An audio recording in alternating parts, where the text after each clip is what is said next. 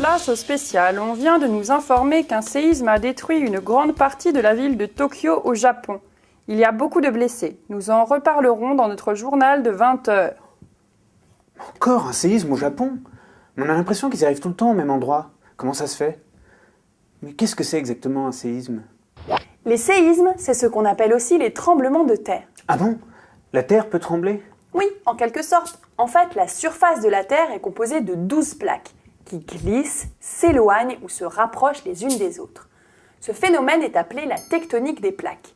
Les déplacements sont très lents, mais les forces qui s'exercent sont très importantes. C'est donc aux zones de contact que naissent des séismes.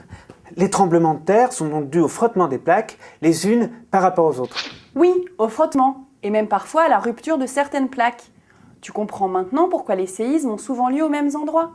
Certains points des plaques sont soumis à des tensions plus fortes que les autres, et des ruptures s'y produisent donc plus fréquemment. Les zones géographiques les plus fréquemment victimes de séismes sont la côte ouest du continent américain et les îles d'Océanie et d'Asie de l'Est. Regarde ce schéma. L'hypocentre est l'endroit où prend naissance le séisme. Il correspond au point de rupture ou de frottement des plaques.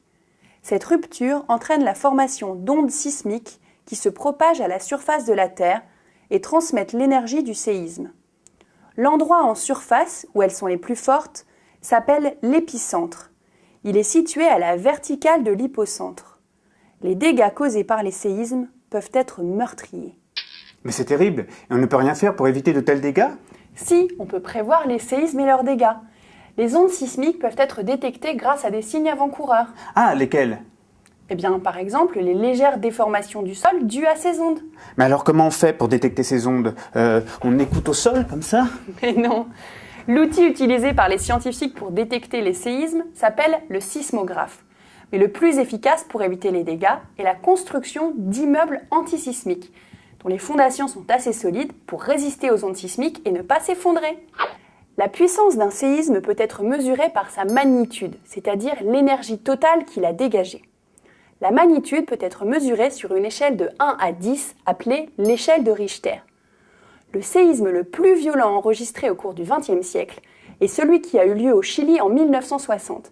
Sa magnitude était de 9,5.